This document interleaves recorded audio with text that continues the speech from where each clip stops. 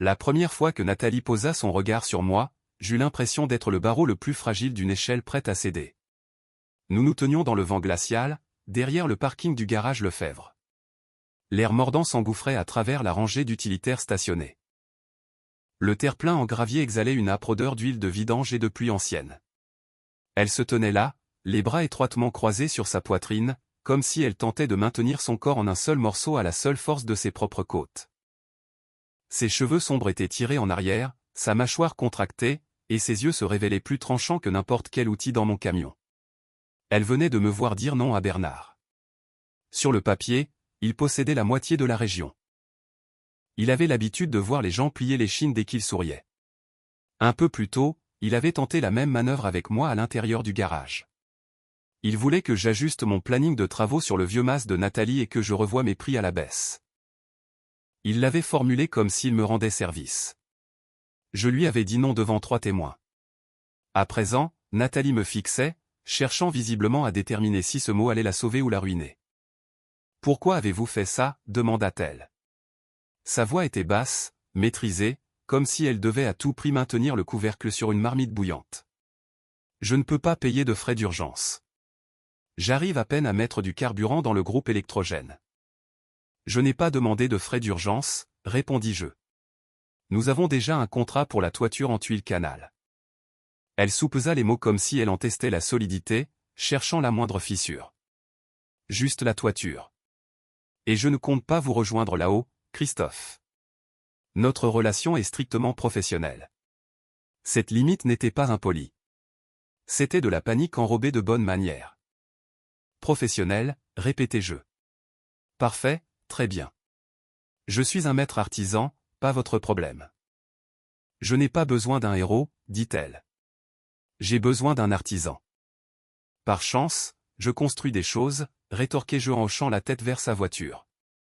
Votre pneu arrière gauche est dégonflé. Au premier grand gel, il va chasser. Et votre cuve de gaz est posée juste sous cet appentis qui penche. Les couleurs désertèrent son visage. Elle appuya sur la télécommande de ses clés. Des papiers glissèrent du siège passager et apparurent à notre vue. L'entête du tribunal de grande instance. De lourds tampons noirs. Un jargon juridique qui n'avait rien à faire sur le parking d'un garage de campagne. Je ne les touchais pas. Je lus simplement ce qui était visible. Jugement. Dette. Hypothèque judiciaire. Ses épaules s'affaissèrent d'un coup, comme si elle ne les avait maintenues droites que par la seule force de sa volonté. Mon ex-mari a caché des dettes, dit-elle doucement. Puis il est parti. Le juge a quand même divisé le fardeau. Si je ne peux pas renégocier mon prêt, l'hypothèque sera saisie très bientôt. Ses mains tremblaient pendant qu'elle rassemblait les feuillets. Je ne peux pas refinancer sans un titre de propriété vierge de tout litige, poursuivit-elle. Et je ne peux pas assainir ce titre tant que la plainte de géomètre de Bernard n'est pas annulée. Et si je ne peux pas vendre ce mas à un prix décent, je ne serai jamais libre. Bernard le sait. Il essaie de forcer une vente à la casse. Vous ne protégez pas seulement un héritage, remarquai-je. Je protège ma seule porte de sortie, répondit-elle. À cet instant précis, l'imposant SUV noir de Bernard glissa à côté de sa berline tel un requin en chasse. La vitre se baissa. Un sourire placide étirait ses lèvres, comme si les mots terribles inscrits sur les papiers de Nathalie n'avaient aucune importance. Il lui tendit une épaisse enveloppe. Lundi, dit-il simplement. À la mairie. Apportez votre chéquier ou nous laisserons l'horloge de la saisie faire son œuvre. Nathalie prit l'enveloppe, la mâchoire raide, sans l'ouvrir. Mon cerveau me rappelait qu'il s'agissait d'un bourbier civil. Pas de sirène, personne en sang, juste de l'encre, du temps et de la pression. Les hommes de la vieille garde comme Bernard adoraient les calendriers. Ils savaient que la plupart des gens se brisaient avant la date butoir. J'aurais pu tourner les talons. Son problème ne figurait pas dans mon devis. La toiture, oui, mais je n'ai jamais été doué pour regarder une structure s'effondrer quand je sais exactement où placer l'étai. Je serai là à l'aube, dis-je. Elle me regarda comme si elle n'était pas sûre d'avoir bien entendu. À l'aube. Nous commencerons par le mur porteur, ajoutai-je. La sécurité d'abord. À l'aube, répéta-t-elle, comme si c'était la seule chose solide à laquelle elle pouvait se raccrocher.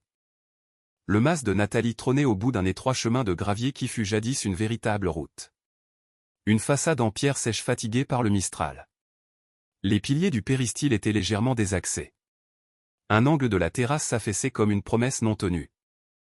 Le terrain descendait en pente vers les fondations, et les chéneaux recrachaient l'eau de pluie directement contre la bâtisse, comme s'ils visaient délibérément le vide sanitaire. J'arrivai à l'heure convenue. Elle m'accueillit sous l'auvent, un porte-bloc serré contre sa poitrine comme un bouclier. Ses cheveux étaient de nouveau tirés en arrière. Ses yeux trahissaient l'épuisement, mais demeuraient vifs. Elle me tendit un mug de café brûlant sans l'ombre d'un sourire. La toiture d'abord, ordonna-t-elle. La toiture attendra, dis-je en posant mes lourdes chaussures sur le plancher de la terrasse, sentant la subtile faiblesse du bois sous mon poids. Ceci d'abord. Elle se crispa. Le contrat est pour la toiture. Le contrat n'a aucune importance si vous passez à travers votre propre terrasse, répondis-je. Je m'accroupis près du pilier en pierre et bois, traçant une fissure à la base avec mon doigt. L'angle de la charpente s'enfonçait. Le pilier paraissait intact de l'extérieur, mais la répartition des charges était mauvaise. C'est le genre de choses que l'on ressent après quelques années dans le métier de bâtisseur. L'angle s'affaisse, expliquai-je. On soulève avec un vérin, on remplace le pilier et on détourne les eaux de ruissellement loin des fondations. C'est un supplément, dit-elle. C'est de la survie, rétorquai-je. Une tempête approche. Vous voulez vraiment que l'avocat de Bernard et votre banque apprennent que votre mas a subi des dégâts des eaux alors qu'il est sous le coup d'une hypothèque? Le mot « banque » trancha net tous les arguments qu'elle s'apprêtait à formuler. Elle s'écarta. Ce petit pas de côté ressemblait à une permission accordée à contre-cœur. À l'intérieur, la bâtisse fleurette le vieux pin, la poussière et une légère note de lavande. Le plancher du salon grinça sous mes bottes, mais il tint bon. Un radiateur d'appoint bourdonnait dans le couloir, et la porte du placard de la chaudière était ouverte, les panneaux démontés comme si quelqu'un avait abandonné le travail à mi-chemin. La chaudière s'allume, puis se coupe d'un coup, soupira-t-elle. Le dernier artisan qui est passé m'a demandé 3000 €. Le dernier artisan ne voulait pas se salir les mains, marmonnai-je. Je posai ma sacoche et fis ce que je faisais toujours lorsque l'air autour de moi devenait trop lourd. J'alignai mes outils en une rangée parfaite sur les tommettes anciennes. Multimètre, tournevis, clé à pipe, pince, chaque pièce parallèle, chaque manche à portée de main. Je pris une lente inspiration, la retins, puis relâchai l'air. Cet ordre méticuleux stabilisait mes mains. Nathalie m'observait depuis l'encadrement de la porte. Elle ne disait rien, mais ses épaules se détendirent légèrement, comme si cette rangée d'outils bien ordonnés parvenait à apaiser le chaos qui régnait dans son esprit l'espace d'une seconde. La carte électronique de la chaudière n'était pas morte. Une sécurité bloquait simplement le système. Je suivis la ligne de pression du bout des doigts, vérifiai l'extracteur, trouvé un tuyau pincé, dégagé un siphon bouché, réinitialisé les connexions et nettoyé la sonde de ionisation jusqu'à ce qu'elle brille. J'actionnai l'interrupteur. L'allumeur rougeoya. Les brûleurs s'enflammèrent dans une ligne bleue et propre. L'instant d'après, une vague d'air chaud se répandit dans le couloir. Le souffle de Nathalie se bloqua. Elle fit un pas en avant, comme si elle craignait qu'en bougeant trop vite, la chaleur ne s'évapore à nouveau. Ses doigts planèrent au-dessus de la bouche d'aération, se retirèrent, puis s'avancèrent encore, comme si elle n'osait pas encore faire confiance au confort. Elle tourne, murmura-t-elle. Oui, répondis-je. Elle tourne. Elle leva les yeux vers moi pour la première fois de la journée. Son regard était ancré, sans aucune fuite. Prouvez-moi que vous pouvez faire ça avec tout le reste, dit-elle. Cela résonnait à la fois comme un défi et comme une supplique. J'essuyai mes mains sur un chiffon. Montrez-moi les documents de Bernard. Elle hésita, puis posa l'épaisse enveloppe sur la table rustique de la cuisine et l'ouvrit. À l'intérieur se trouvait une mise en demeure sur papier à en-tête d'avocat, des cartes et un croquis d'arpentage. Bernard revendiquait une bande de terre descendant jusqu'au ruisseau. Le seul espace plat où un nouveau système d'assainissement pourrait être installé. Le même espace sur lequel les acheteurs potentiels posaient des questions si jamais elles décidaient de vendre. Qui a fait votre ancien relevé topographique, demandai-je. Le cabinet de Matisse, répondit-elle. Mais son père est à la retraite. C'est le fils qui a repris, un jeune. Il ne répond pas au numéro qu'il ne connaît pas. J'étudiais le plan. La ligne tracée par Bernard était trop propre, trop parfaite pour correspondre à la réalité accidentée du terroir. Ce genre de choses ne m'inspirait jamais confiance. Nous allons vérifier les anciennes bornes, décidai-je. Avec quoi, Raya-t-elle? Une prière? Avec des documents, des preuves, répondis-je. Et avec la terre elle-même. Ses yeux oscillèrent entre l'avis de saisie qui dépassait de son dossier et mon visage. Elle me dévisageait comme une personne en train de se noyer fixerait une corde à laquelle elle n'accorderait aucune confiance. Je ne tendis pas la main vers ses papiers. Je ne m'emparai pas du dossier. Je reculai d'un pas, lui laissant de l'espace. C'est à vous de décider, déclarai-je. Si vous me voulez dans cette bataille, j'y suis. Si vous ne le voulez pas, je répare la toiture. Vous me payez, et je repars avec mon camion. Elle contempla les documents pendant un long moment silencieux. Puis elle me scruta, comme si elle cherchait le piège caché dans la charpente. Enfin, elle fit glisser une chemise cartonnée usée à travers la table. À l'intérieur se trouvaient les notes du père de Matisse, des croquis, et un vieux polaroid montrant une pierre moussue près du ruisseau, frappée d'une marque au burin peu profonde. J'en suis, déclara-t-elle, comme si elle scellait un pacte avec elle-même, et non avec moi. À cet instant précis, je compris deux choses. La première, ce chantier ne se résumait plus à une simple toiture. La seconde, le concept de relation, strictement professionnelle, venait de devenir infiniment plus complexe. Au milieu de la journée, le coin de la terrasse paraissait aussi exténué que Nathalie. J'avais arraché les lames jusqu'à mettre à nu le pilier pourri. De près, ce n'était plus du bois, juste une bouillie humide baignant dans de la boue froide. C'est ce que fait l'eau insidieuse. Elle ne crie pas. Elle attend, et elle pourrit ce qui vous soutient. Je glissai un vérin hydraulique sur une base solide, empilai des cales en chaîne avec une symétrie parfaite, et vérifiai mon niveau à 2 reprises. Puis une troisième fois, car les vieilles bâtisses ne pardonnent pas l'orgueil. Reculez, lui intimai-je. Je suis reculé, répondit-elle. Ce n'était pas le cas. Elle se tenait un pas plus près qu'elle n'aurait dû, mais elle restait hors de la zone de danger. Je tournai la poignée du vérin cran par cran. Le péristyle gémit, les clous rouillés crissèrent. La balustrade frémit. Puis, le son changea. Le poids se transféra et se posa, comme un point qui se dessert enfin. Je soutins la charge avec un été temporaire et découpai la base pourrie. L'odeur de la vase remonta, âcre et franche. Je creusai jusqu'à atteindre l'ancien plot en béton. Je le nettoyai. Je fixai une nouvelle platine métallique avec des boulons d'ancrage. Je mis en place un pilier neuf traité à cœur et le serrai avec force. Lorsque je redescendis le vérin, la terrasse ne s'affaissa pas. Elle tint bon. La respiration de Nathalie changea. Je la regardai prendre une profonde inspiration et la relâcher, les yeux rivés sur le nouveau pilier de bois clair, comme si c'était la preuve tangible qu'elle n'était pas folle d'y croire. Vous avez marché là-dessus, soulignai-je. Tous les jours. Tous les jours, confirma-t-elle, les lèvres pincées. Et vous êtes toujours là, ajoutai-je. Ça compte pour quelque chose. Elle me foudroya du regard, de la suspicion tentant de masquer sa peur. Pourquoi faites-vous tout ça, demanda-t-elle. Parce que vous me payez pour la toiture, commençai-je. Elle haussa un sourcil sceptique, attendant la suite. Et parce que Bernard pèse sur vous de tout son poids, finis-je par admettre. Les structures défaillantes me dérangent. Ses yeux se rétrécirent, puis s'adoucirent d'une fraction de millimètre. Elle n'aimait pas avoir besoin des autres. Et elle aimait encore moins perdre. À l'intérieur, la cuisine embaumait le croque-monsieur et le velouté de tomates. Une nourriture simple, mais qui avait le goût de l'effort et du réconfort. Elle se déplaçait autour de la cuisinière comme quelqu'un qui cuisinait épuisé depuis bien trop longtemps. Je réparai l'allumeur de la gazinière entre deux bouchées. Un fil desserré, un contact encrassé, un jeu d'enfant. Elle ne me dit pas merci. Elle resservit mon café sans me le demander. C'était sa façon à elle de l'exprimer. Après le repas, elle s'assit à la table, l'avis de saisie posé à côté de son assiette comme s'il s'agissait d'un énième couvert qu'elle devait manier. Elle fixa les chiffres pendant un long moment. Et si nous allions simplement voir la gendarmerie, demanda-t-elle soudain. Ils vous diront que c'est un litige civil, répondis-je. Ils vous diront de prendre un avocat.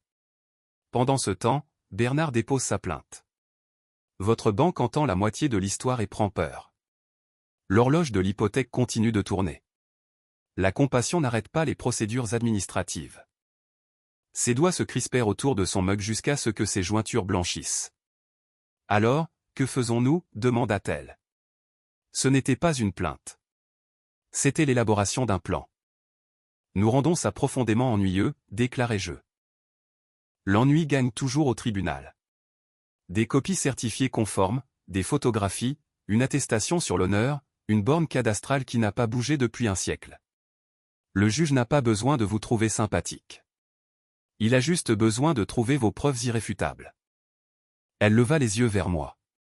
Pendant une fraction de seconde, la panique ne trouva nulle part où se cacher sur son visage. Puis, elle hocha la tête une fois. Un geste sec. Définitif. D'accord, dit-elle. Alors rendons ça ennuyeux. En fin d'après-midi, je montai quand même sur le toit. Les tempêtes se moquent éperdument de ce qui est écrit sur vos contrats, tout comme les infiltrations d'eau. Des nuages gris plombés s'amoncelaient déjà sur la ligne des collines de la garrigue. Le vent charriait le froid en avance. Depuis le sol, ces tuiles romanes semblaient en bon état.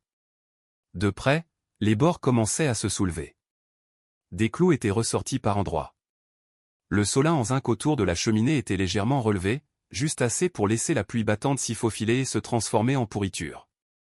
Dans la cour, Nathalie maintenait fermement l'échelle à coulisses, ses bottes plantées dans la terre argileuse.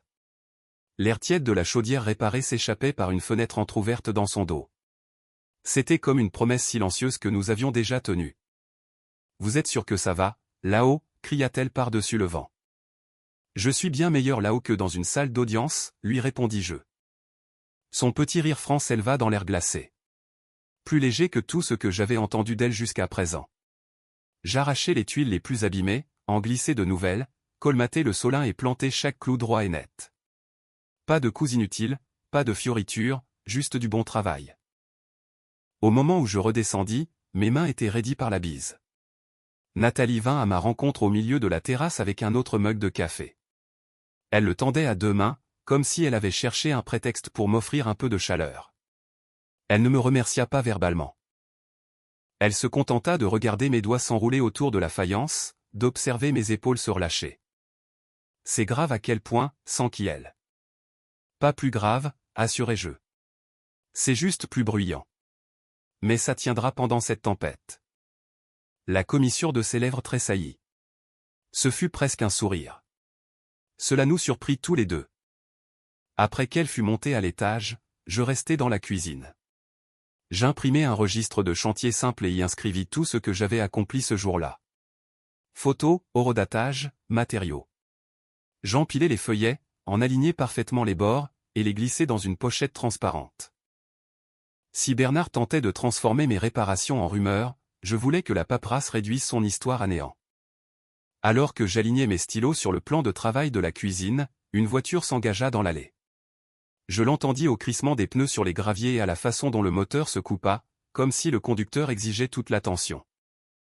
Jacqueline marcha vers le péristyle en fin de journée, à l'heure exacte où la sueur se transforme en résultat. Sa voiture était trop rutilante et totalement inadaptée à ce chemin cabossé. Elle portait un haut en soie blanche, un pantalon noir immaculé et des bottines en cuir qui n'avaient jamais connu la boue. Sa coiffure était parfaite, son smartphone greffé à sa main comme une extension de son bras. Elle ne frappa pas à la porte. Elle vint directement vers moi. Christophe, minauda-t-elle, souriant comme si nous étions de vieux amis. Vous n'avez pas rappelé.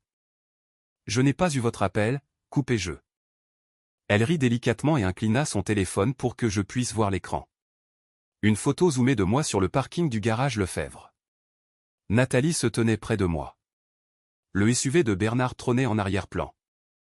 Quelqu'un avait tapé une légende par-dessus, un texte prêt à enflammer les rumeurs locales. L'artisan Christophe semble très intime avec la propriétaire divorcée en plein litige foncier. La publication avait l'air d'une blague de mauvais goût, mais l'amertume dans ma bouche n'avait rien d'amusant. Derrière moi, la porte d'entrée s'ouvrit. Je sentis le changement de pression dans l'air avant même d'entendre sa voix. « Bonjour, Jacqueline » dit Nathalie. Son ton était plat. Le prénom dans la bouche de Nathalie sonnait comme un avertissement formel. Le sourire de Jacqueline ne vacilla pas, les gens jasent, susurra-t-elle. Je pensais que vous aimeriez être prévenu. Je ne pris pas le téléphone de sa main. Jacqueline s'avança quand même et tendit le bras. Ses doigts se refermèrent sur mon avant-bras avec une lente pression possessive, comme si elle marquait son territoire devant Nathalie. « Je peux vous aider » murmura-t-elle d'une voix suave. « Si vous me rappelez. » La voix de Nathalie fendit l'air du péristyle comme le craquement d'une branche sèche dans les flammes. « Ôtez vos mains de lui. » Jacqueline cligna des yeux, surprise, puis parut amusée. Oh, déjà si possessive. Je levai le bras, me dégageant de sa prise sans utiliser la force. Son parfum s'accrochait à ma peau d'une manière qui me donnait l'envie furieuse de me frotter avec une brosse en chien-dent. « Rangez ce téléphone » ordonnai-je. « Ou quoi » la défia-t-elle, les yeux pétillants. Elle adorait ce jeu. « Ou vous expliquerez au juge des contentieux pourquoi vous diffusez des photos et alimentez des calomnies pendant que votre mari est engagé dans un litige cadastral en cours » répliquai-je froidement. « En droit, on appelle ça de l'entrave. » À mes côtés, je sentis Nathalie se figer. Elle ne s'attendait pas à ce que je maîtrise ce jargon-là. Le sourire de Jacqueline glissa juste assez pour révéler la lame cachée en dessous. « Bernard dépose son dossier le jour venu » lança-t-elle à Nathalie. « Vous raterez votre échéance. Vous serez coincé. » Nathalie tressaillit d'un mouvement bref, involontaire. Elle le masqua en relevant fièrement le menton. Jacqueline se tourna de nouveau vers moi. « Il y a des clientes bien moins compliquées, Christophe, » persifla-t-elle. « Des clientes qui ne traînent pas un tel bagage. » Je ne détournai pas le regard. « Quittez cette propriété. » Un silence de plomb s'abattit sur la terrasse.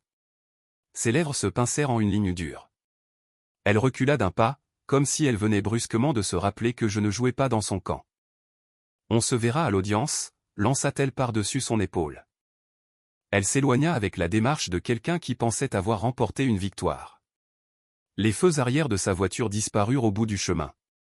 Nathalie resta figée à mes côtés jusqu'à ce que le bruit du moteur s'évanouisse dans le lointain. Puis, ses épaules s'affaissèrent d'un cran. « Elle va me détruire » chuchota-t-elle. « Elle va essayer » corrigeai-je. « Manger quelque chose, ensuite on se remet au travail. » Elle ne bougea pas immédiatement. Ses mains pendaient le long de son corps, ses doigts se recroquevillant comme si elle avait désespérément envie de briser quelque chose. Puis, elle se détourna et rentra dans la bâtisse. Je rinçai la boue de mes mains au-dessus de l'évier en pierre et replaçai mon mètre ruban, mes vis et mon carnet dans leurs emplacements respectifs, droits, parallèles. Un petit ordre dérisoire contre le tumulte extérieur. Quand Nathalie revint dans la cuisine, elle ne me regarda pas tout de suite dans les yeux. Elle fixa l'espace où Jacqueline s'était tenue. Puis, elle posa les yeux sur mon avant-bras, comme si elle voulait y chercher des marques, tout en essayant de cacher qu'elle s'en souciait. Sa mâchoire se serra. « Je déteste qu'elle pense pouvoir faire ça » cracha-t-elle. « Ce n'est pas le cas, dis-je. » Ses yeux fusillèrent mon visage.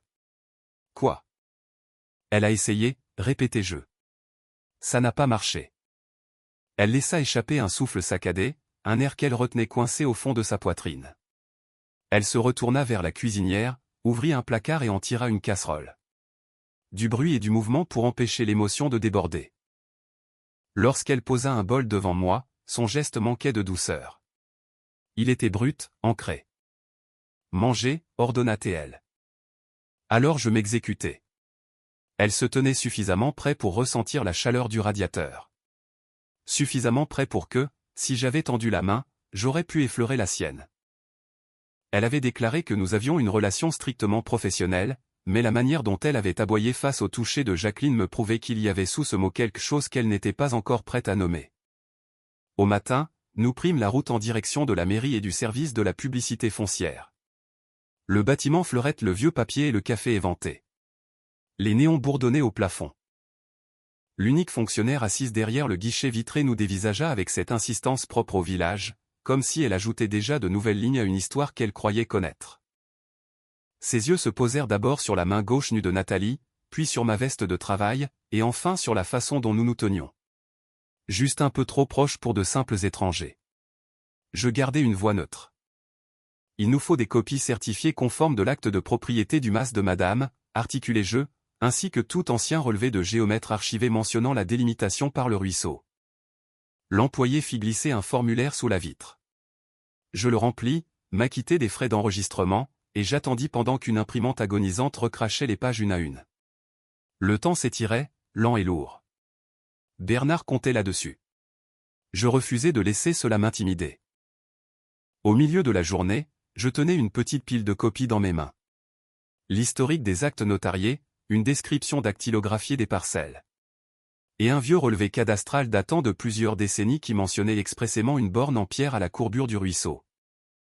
Nathalie tenait les documents comme s'ils étaient vivants. « Où est le père de Mathis maintenant » demandai-je. « À l'extérieur du village » répondit-elle. « Mais c'est son fils, Mathis, qui a repris le cabinet sur la route des Vergers. C'est un jeune de la nouvelle génération. Il ne décroche jamais si on ne laisse pas de message. Alors on ne l'appelle pas, décidai-je. On y va. » Nous remontâmes une allée goudronnée pleine de nids de poules jusqu'au cabinet moderne de géomètre expert. Mathis nous ouvrit. Il incarnait cette nouvelle génération, précis, le regard clair, vierge des compromissions des anciens. Il examina la vieille carte que je lui tendis, regarda Nathalie, puis me sonda du regard. Sa bouche se pinça. « Cette bande de terre est à vous » déclara-t-il sans même nous inviter à nous asseoir. Elle l'a toujours été. Il ne le disait pas pour nous rassurer. Il énonçait un fait technique irréfutable.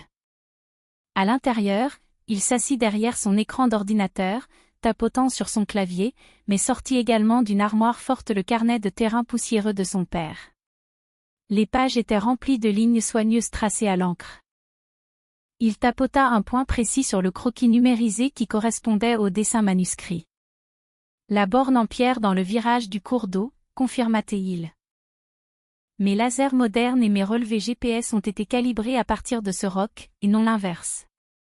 Si quelqu'un a déplacé mes fiches métalliques, il devra s'en expliquer devant un juge. Cette pierre est plus vieille que nous tous réunis. Il tira vers lui une feuille vierge à en-tête de son cabinet et rédigea une attestation sur l'honneur avec une rigueur absolue. Il lista la date du relevé originel de son père, ses propres mesures récentes, la borne cadastrale, et ce qu'elle impliquait juridiquement.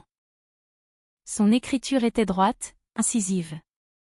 Nathalie regardait la pointe du stylo-plume comme si elle tissait une corde de sauvetage. Lorsqu'il eut terminé, il la regarda par-dessus ses écrans. Ne les laissez pas vous terroriser et vous pousser à brader votre terre en dessous de sa valeur, assena-t-il. Ni votre dignité, d'ailleurs. La gorge de Nathalie se noua lorsqu'elle déglutit. Elle hocha la tête une fois. Elle ne prononça toujours pas le mot merci. Mais cela se lut dans la façon dont elle se redressa, la colonne vertébrale soudain plus droite. Je conduisis Mathis jusqu'en ville, où nous entrâmes dans l'étude d'un notaire dont le bureau croulait sous les cachets en laiton et les parapheurs. Les documents qui ont du poids nécessitent toujours qu'un officier public appose son sceau. Mathis signa. Le notaire tamponna l'acte. Lorsque nous redescendîmes sur le trottoir, les doigts de Nathalie tremblaient autour de sa chemise cartonnée. Elle la serra plus fort contre elle et se grandit à nouveau. C'était sa manière à elle de s'accrocher à la vie. Le lendemain matin, nous descendîmes jusqu'au ruisseau. L'air y était plus vif, cinglant. L'eau coulait, sombre et rapide, rongeant la berge argileuse. Les branches nues des platanes s'entrechoquaient sous les bourrasques. Elle n'est pas là, constata Nathalie après un long moment de recherche. Il s'est trompé, ou bien le courant l'a emporté. Ou alors Bernard. Stop, la coupai-je doucement. Je marchai un peu plus loin le long de la berge et m'accroupis près d'une légère courbe où le lit du cours d'eau tournait. Une pierre plate reposait là, à moitié enfouie sous la terre et les racines entrelacées. La mousse la recouvrait presque intégralement. Ici, l'appelai-je. Elle dévala la pente à mes côtés, ses bottes dérapant dans la terre détrempée. J'écartai la mousse d'un revers de mon gant de chantier. Une croix peu profonde apparut, gravée dans le calcaire des décennies plus tôt par la main sur d'un ancien bâtisseur. Le souffle de Nathalie se bloqua. C'est ça. Prenez-la en photo, ordonnai-je. De loin et de près. Activez la géolocalisation sur votre téléphone, puis filmez. Commencez au niveau de l'ancienne clôture. Descendez en marchant pour que le tracé soit limpide. Elle sortit son smartphone et exécuta exactement ce que je venais de dicter. Sa voix tremblotait au début, puis s'affermit au fur et à mesure qu'elle commentait la vidéo, décrivant ce qui s'offrait à notre vue. Nous mesurâmes la distance séparant la roche de l'ancienne clôture jusqu'à l'énorme souche de chêne que le père de Matisse avait dessinée dans ses notes. Je notai les chiffres au dos de l'une des photocopies et l'insérai dans une pochette en plastique. Bernard pouvait payer des gens pour répandre des calomnies. Mais toute sa fortune ne suffirait pas à modifier l'âge de cette pierre. Le temps de remonter vers le mas, le ciel avait viré au gris ardoise. Les nuages s'écrasaient lourdement sur la garrigue. L'air avait cette densité oppressante, typique des moments précédant la fureur des orages cévenols. L'alerte météo tomba peu après. Avis de vent violent, pluie diluvienne, suivie d'un gel brutal.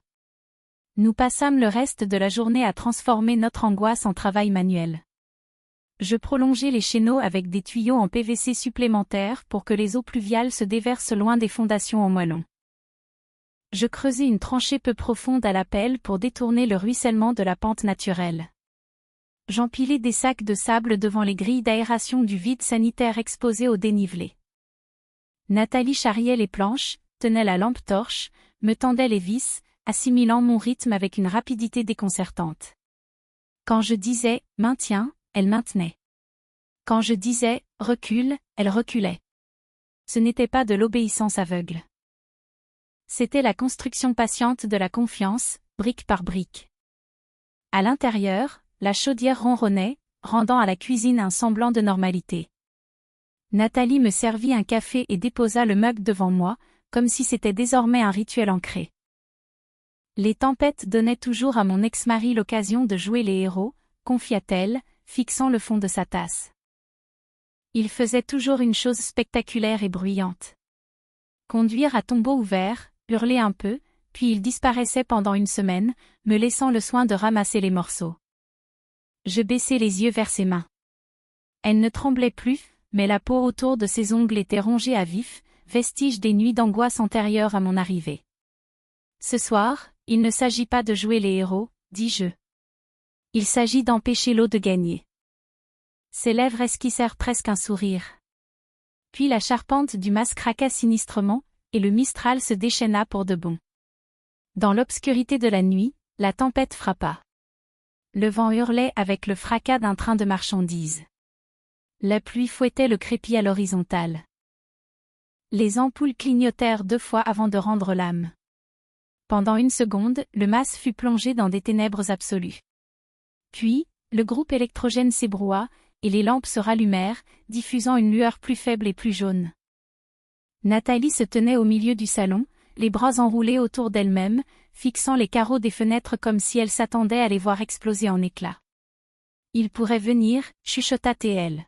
« Il adore les tempêtes.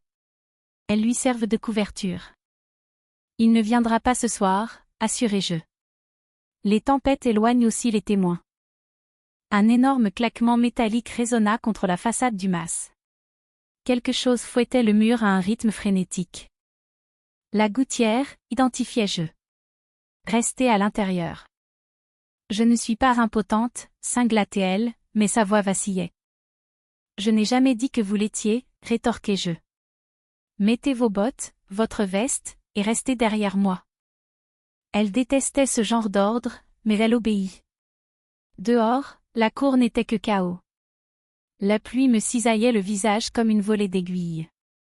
Une grosse branche de platane s'était abattue près de la clôture. L'eau dévalait en torrent le long de la tranchée que nous avions creusée, s'écrasant contre les sacs de sable au lieu de percuter de plein fouet les fondations.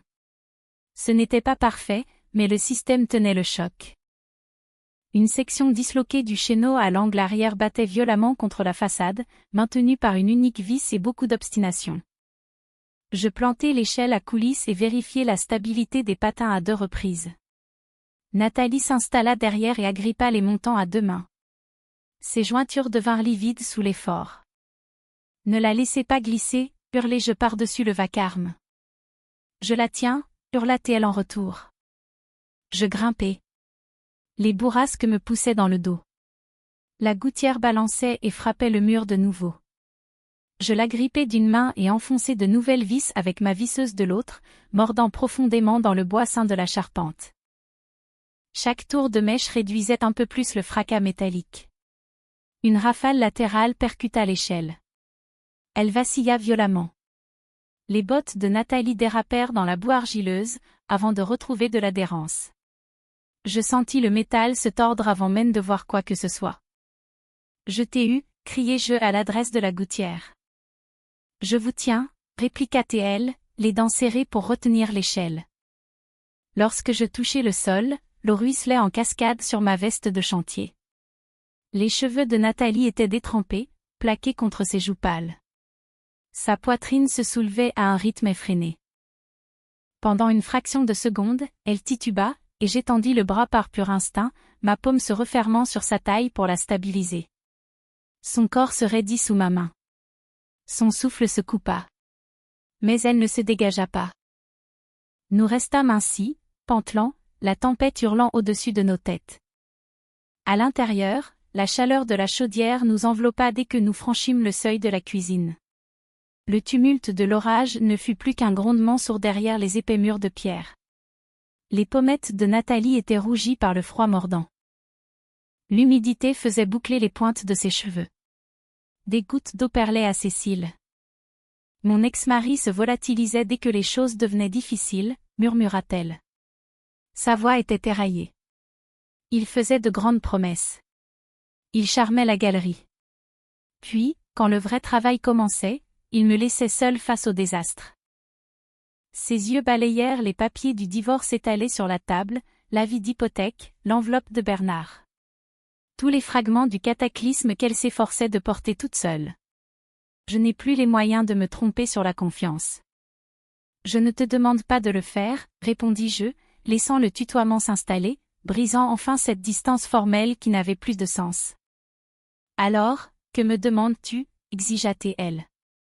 Il y avait de la colère dans son regard, mais je savais que c'était le masque de la peur. Je posai une serviette sèche sur la chaise à portée de sa main. Puis, j'alignai les lampes torchées sur le plan de travail, juste à côté des piles de rechange. Une ligne droite et parfaite. Un geste minuscule, mais mes mains demeuraient d'une absolue stabilité en l'accomplissant. Je te demande de décider ce que tu veux, dis-je. Et je construirai en fonction de ça. Elle me fixa, comme si elle frappait chaque mot avec un marteau pour en tester la solidité. Puis, elle s'approcha lentement, comme on s'avance vers le rebord d'une toiture abrupte. Sa main s'éleva et se posa à plat contre mon torse. Elle ne m'agrippait pas, elle ne s'accrochait pas, elle vérifiait simplement si j'étais réelle, si j'étais ancrée.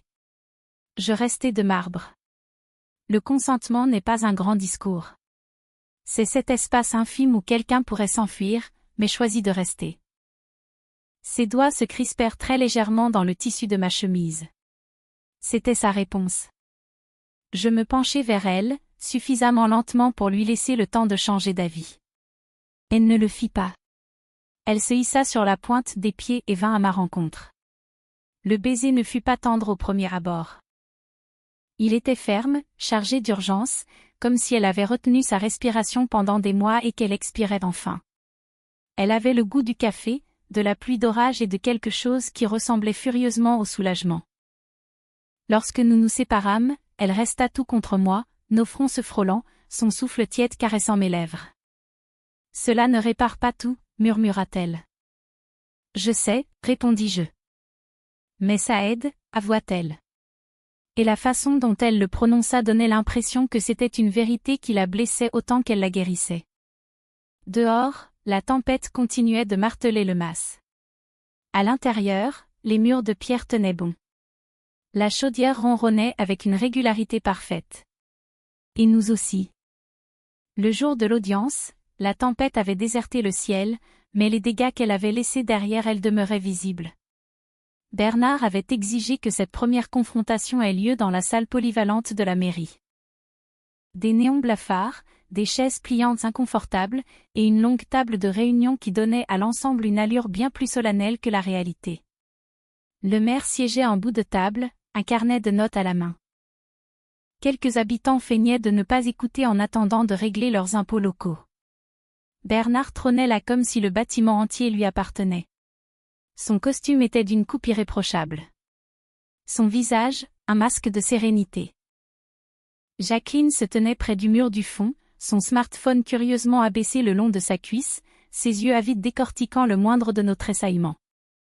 Nathalie fit son entrée, sa chemise cartonnée plaquée contre son cœur. Elle portait un jean brut et un pull sobre, mais elle avançait avec le port de tête de celle qui a juré de ne jamais plier, même si on devait la briser. Je pris place à ses côtés, mon propre dossier posé devant moi. L'avocat de Bernard fit glisser des documents sur la surface de la table. Nous vous proposons une offre d'achat équitable afin de vous éviter une procédure judiciaire longue et ruineuse, déclara-t-il. Équitable, répéta Nathalie d'une voix blanche. Bernard se renversa dans sa chaise, croisant les doigts sur son ventre. Vous vous noyez, Nathalie, susurra-t-il avec douceur. Acceptez cette bouée de sauvetage. La mâchoire de Nathalie se contracta. Ses yeux glissèrent vers l'avis de saisie qui dépassait de son dossier, puis vers moi, cherchant désespérément un roc auquel s'arrimer. Je ne lui arrachai pas le dossier des mains. Je fis glisser le mien vers le centre de la table. Avant que vous ne parliez d'un relevé cadastral remis au goût du jour, intervins-je, je vous invite à examiner la description notariale d'origine et la preuve matérielle de l'ancienne borne.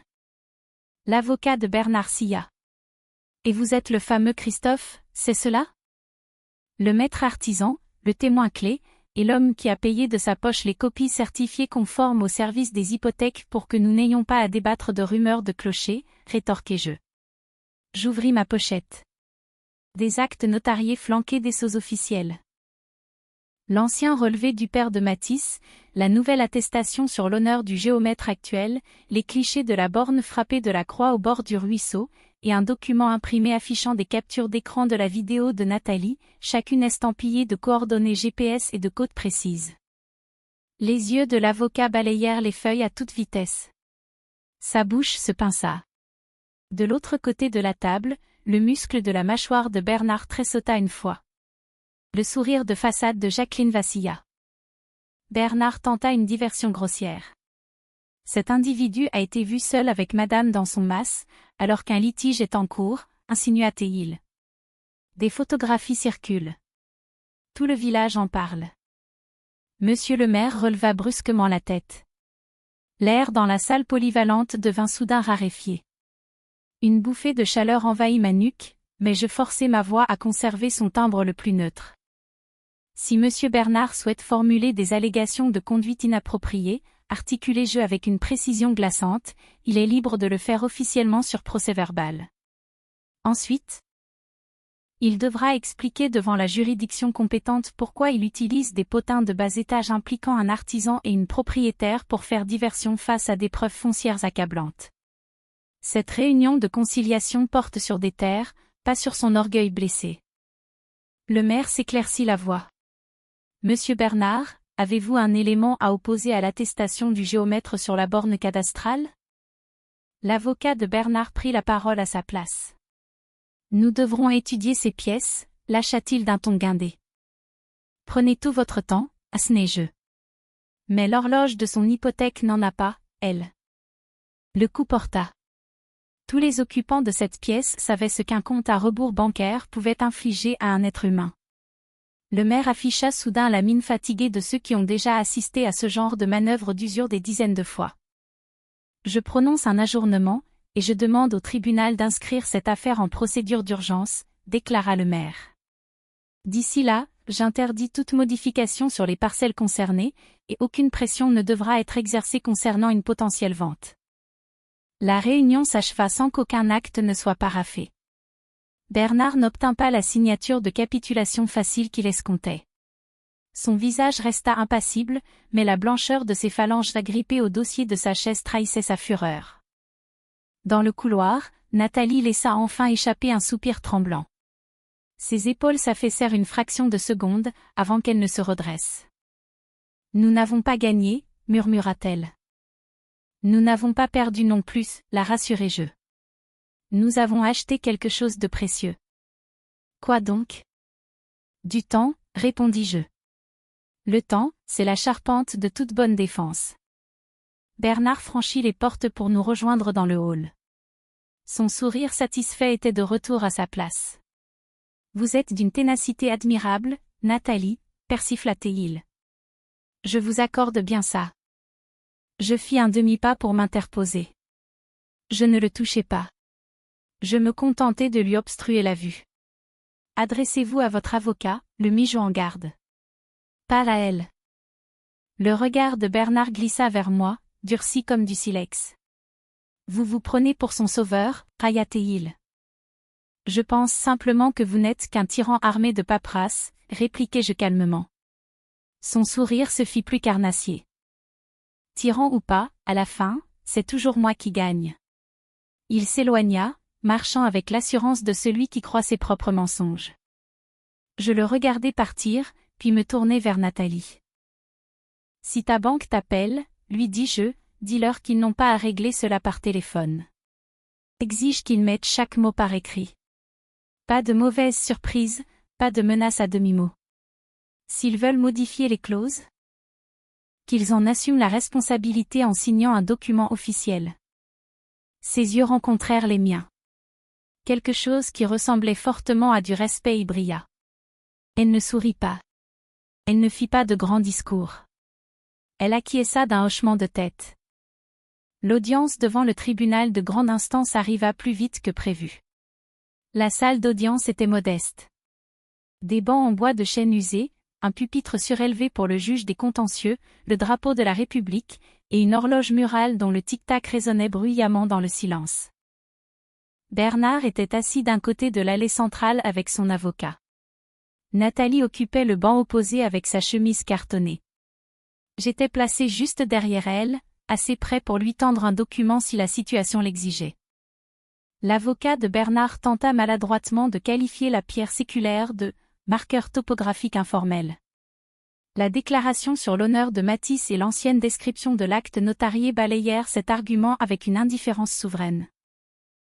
Le juge examina longuement les actes certifiés, le relevé cadastral numérisé, les photographies, puis parcourut le rapport détaillé du géomètre. Monsieur Bernard, statua le juge, il ne vous appartient pas de redessiner les limites d'une parcelle simplement parce que cela faciliterait vos futurs projets de promotion immobilière. La mâchoire de Bernard se verrouilla. Je prononce une ordonnance de référé, déclara la cour. Il vous est formellement interdit d'entraver l'accès aux masses de madame, ses travaux de réparation, ou la vente éventuelle du bien pendant que l'examen approfondi du cadastre suit son cours. Tout contact en dehors de vos conseils juridiques respectifs est proscrit. Fini de jouer. Nous fixons une date d'audience pour statuer sur le fond. Jusque-là, la bande de terre contestée reste juridiquement attachée à la propriété désignée par l'acte originel. Il abattit son maillet une seule fois. Le claquement résonna comme un clou de charpentier que l'on enfonce jusqu'à la garde, scellant la pièce de bois. Dehors, sur les immenses marches du palais de justice, l'air paraissait soudain plus léger, plus pur.